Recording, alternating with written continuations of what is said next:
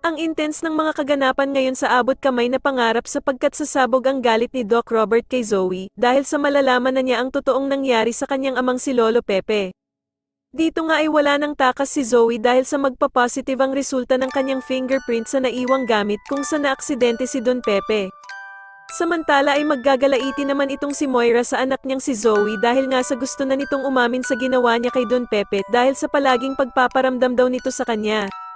Sasabihin nga ni Zoe na hindi na daw kinakaya ng konsensya niya na patuloy pang ilihim ang kanyang krimen na nagawa sa Lolo Pepe niya at gusto na nga daw niya itong aminin.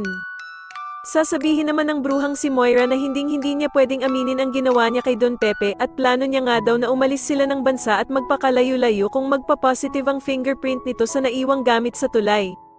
Samantala ay madadagdagan naman ang ebidensya na nakita ni Police Gonzaga dahil sa makikita nga nito ang kabiyak ng sapatos ni Zoe.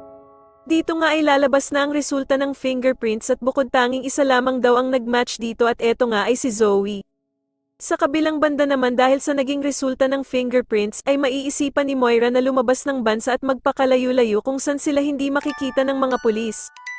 Samantala ay meron namang makakakita ng kabiyak na sapato ni Zoe kaya naman ay mas lalong madidiin na siya ang may kasalanan sa pagkaaksidente ni Din Pepe.